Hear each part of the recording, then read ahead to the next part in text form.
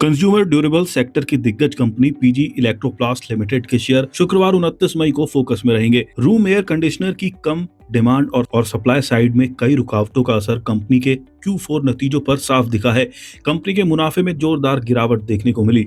PG Electroplast ने Q4 FY26 के लिए 64.9 करोड़ का कंसोलिडेट नेट प्रॉफिट पोस्ट किया, जो एक साल पहले की इसी अवधि के 145.2 करोड़ से 55.3% कम है। ऑपरेशन से रेवेन्यू में भी सालाना आधार पर 10.1% की गिरावट देखने को मिली है और ये 1716.7 करोड़ रुपए पर पहुंच गया। ईबीआईटीडीए 43.9% घटकर 118.8 करोड़ रह गया, जबकि ईबीआईटीडीए मार्जिन पिछले साल इसी तिमाही के 11% से घटकर 7% रह गया। कंपनी ने कहा कि बीईई रेटिंग में बदलाव के बाद चैनल इन्वेंट्री बढ़ने से जनवरी और फरवरी में रूम एसी की डिमांड पर असर पड़ा, जिससे कमोडिटी की बढ़ती कीमतों और रुपए में गिरावट के बीच प्राइसिंग पावर कमजोर हुई। मार्च के दौरान खाड़ी युद्ध से जुड़ी कमर्शियल एलपीजी की कमी के कारण प्रोडक्शन में भी रुकावट आई, जिससे लगभग 300 करोड़ के रूम एसी प्रोडक्शन पर असर पड़ा। इसके अलावा ट्रक की कमी की वजह से लगभग 120 करोड़ का सेल्स लॉस होने का अनुमान है।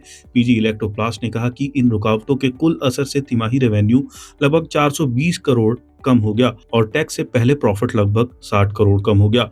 कंपनी ने आगे कहा कि मार्च में रुपए में गिरावट की वजह से FY26 में 38.77 करोड़ का mark to market foreign exchange loss हुआ, जबकि पिछले फाइनेंशियल ईयर में 17.99 करोड़ का फॉरेक्स गेन हुआ था।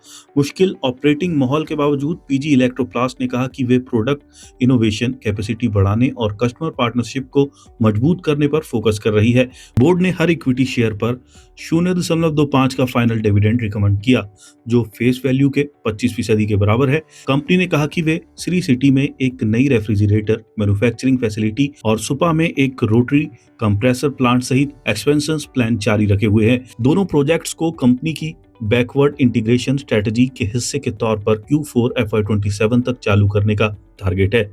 जनवरी 2026 में अब तक स्टॉक 17% टूट चुका है, वहीं एक महीने में ये 15.67% गिरा है। शेयर पर 6 एनालिस्ट ने बाय कॉल दी है, जबकि 2 एनालिस्ट ने होल्ड और 1 एनालिस्ट ने आउटर परफॉर्म कॉल दी है।